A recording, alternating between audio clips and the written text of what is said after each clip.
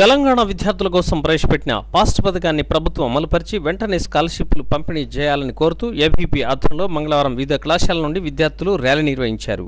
ఈ ర్యాలీ ప్రధాన వీధుల గుండా కొత్త బస్టాండ్ చేరుకుంది. పటేల్ చౌక్ వద్ద ఆందోళన చేపట్టారు. దీంతో ట్రాఫిక్ అంతరాయం ఏర్పడి ఎక్కడి వాహనాలు అక్కడే ఆగిపోయాయి. ఈ సందర్భంగా నాయకులు మాట్లాడుతూ స్కాలర్షిప్లను వెంటనే విడుదల చేయాలని, లేనట్లయితే ఉద్యమాల బాట పట్టవలసి వస్తుందని హెచ్చరించారు. ఈ కార్యక్రమంలో పలువురు ఏబీపీ నాయకులు, వివిధ కళాశాలల విద్యార్థులు పాల్గొన్నారు.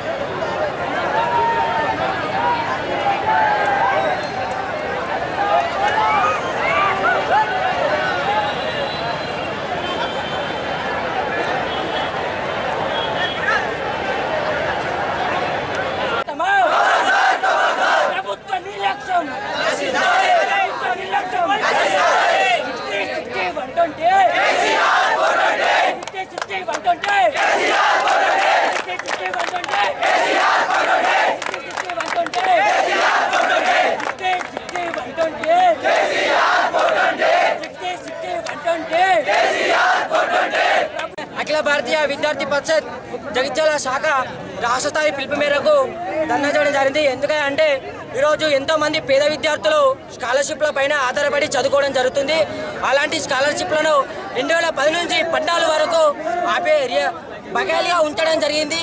అయ్యా, ఇలాంటి దుస్థితి ప్రభుత్వం ఎందుకు రావాలని మేము ప్రశ్నిస్తున్నామో, ఇలా ఇంకోసారి ప్రవర్తించకుండా ఒక స్టూడెంట్ల రియంబర్స్మెంట్ అనే వాళ్ళ అకౌంట్లో వేయాల్సింది అవసరం. ఒకవేళ ఈ యొక్క స్కాలర్షిప్లను విడుదల చేయని ఎడల అంతేకాకుండా పెద్ద ఎత్తున ర్యాలీ చేయడం, ధర్నాలు చేయడం జరుగుతుందని నేను విన్నవించుకున్నాను.